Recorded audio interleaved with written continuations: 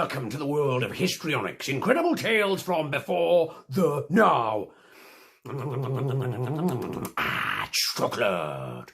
Ooh, I bet a great deal of you out there are stuffing chocolate into your enormous mouths without any thought in your tiny minds about where it comes from. Does it just pop out of the ground like a flower?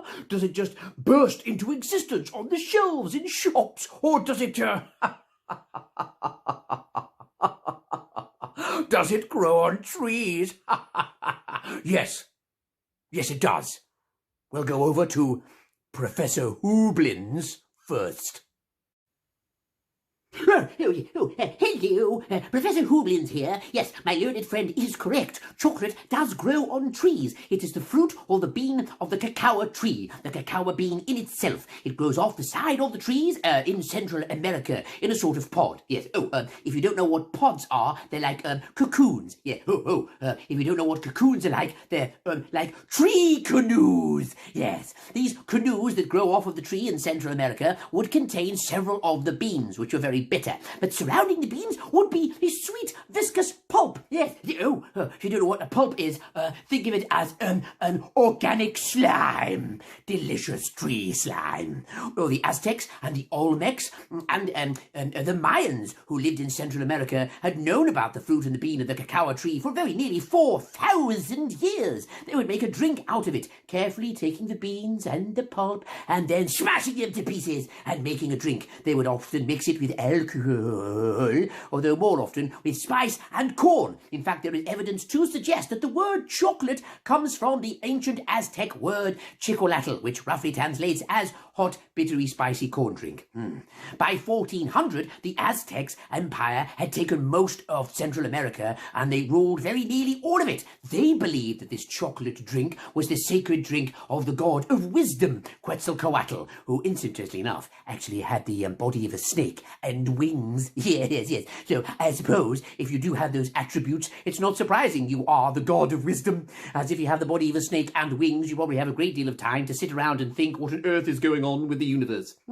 So the Aztecs would often drink their drink very frothy and very bitter at important celebrations and ceremonies. And we probably would never have heard of chocolate was it not for the conquistadors, conquerors and adventurers and traders and people like me, Hernando Cortez. We went to the New World and to Central America during the 1500s. We went there to trade. We went there to share our wool and our cloth and our civilized ways with the Aztecs. A thing that was not motivated in any way, I can assure you, by the fact that the Aztecs have an enormous amount of gold lying about the place, like socks do in an untidy bedroom. Seriously, there is gold everywhere. Lovely, sweet gold, sweet, shiny gold. It's just lying around. They don't care. They use it like metal. Anyway, it was at the court of Montezuma in 1519 that I saw chocolate being drunk out of a golden goblet. Oh, love it. For the first time, I asked the Aztec chief Montezuma if I could have a drink of the chocolate. He agreed, and I did.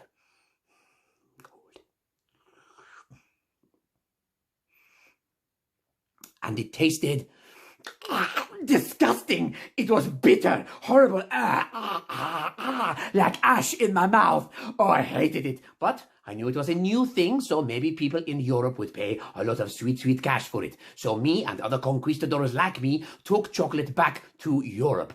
And the people over there, they drank it, and they said, "Ugh, it's disgusting. Why? Why would you give this to us? Oh, it's awful, like ash in our mouths. Why would you pay enormous amounts of money to bring it back from the New World?" Well, you know what they're like. The rich people, only they could afford to drink it, so maybe they would have it and pretend to like it. Oh, this is lovely. Do excuse me. I just have to go to the toilet and have a massive vomiting session for no associated reason. Chocolate's delicious. It was awful, so we started to use it as a medicine instead, saying it would cure ailments and settle the stomach. And it might have continued in that exact way were it not for something amazing, were it not for something revolutionary that happened in the 1600s. We put sugar in it. It's not really amazing, is it? Or indeed revolutionary.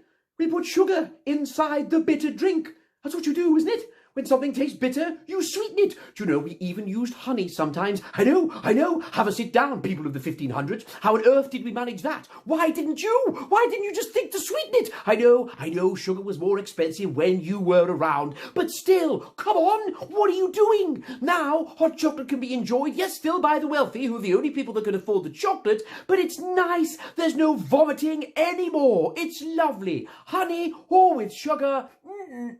Nom, nom, nom. Although the real revolution actually came at the beginning of the 19th century, where you're about to hear from the next person who, despite the technology of his time, hasn't bothered to have a shave, even in 1819. In 1819, when a Dutchman by the name of Conrad van Houten developed a process that removed the cocoa butter out of the chocolate. It made it less fatty, which meant the drink was more refined and easier to produce. Known now as Dutch cocoa, people in the middle classes could enjoy it as well. I went even further myself. Joseph Fry and my company, J.W. Fry and Sons, actually found a way to put the cocoa butter back in and make solid chocolate for the first time. It wasn't long after that we patented our first chocolate bar, Fry's Chocolate Cream. You can still get it. Oh yes, still get it in shops today. It's the oldest chocolate bar on Earth.